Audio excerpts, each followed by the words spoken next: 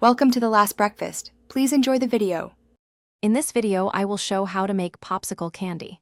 First, you'll need to gather your simple ingredients like sugar, water, and corn syrup.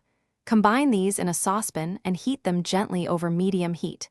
The key is to bring this mixture up to exactly 300 degrees Fahrenheit, which is known as the hard crack stage. This precise temperature ensures your candy will have the perfect texture. Get ready for some sweet fun. Once your candy mixture reaches the correct temperature, carefully remove it from the heat. Now comes the fun part, adding your favorite flavors and colors. Stir in a few drops of food coloring and your chosen flavoring extract like cherry or blue raspberry.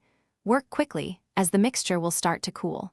Then, pour the vibrant liquid into your popsicle molds or onto a parchment-lined baking sheet for custom shapes. It's starting to look delicious. Hey everyone, quick recommendation. If you're finding this video helpful, please give it a big thumbs up and subscribe to the channel for more sweet content.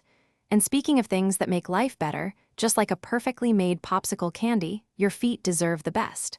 Life's too short for cheap socks, so go darn tough. They even have a lifetime warranty. Check the description for the link and other awesome deals. Now, let's get back to the video. As your candy mixture starts to cool and thicken slightly in the molds, it's the perfect time to insert your popsicle sticks. Make sure they stand upright. Then, patience is key. Let the candy cool completely at room temperature for several hours or even overnight to ensure it hardens properly.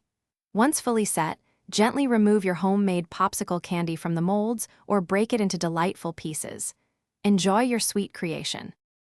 Thanks for watching. If this was helpful, leave a like and consider subscribing. See you next time.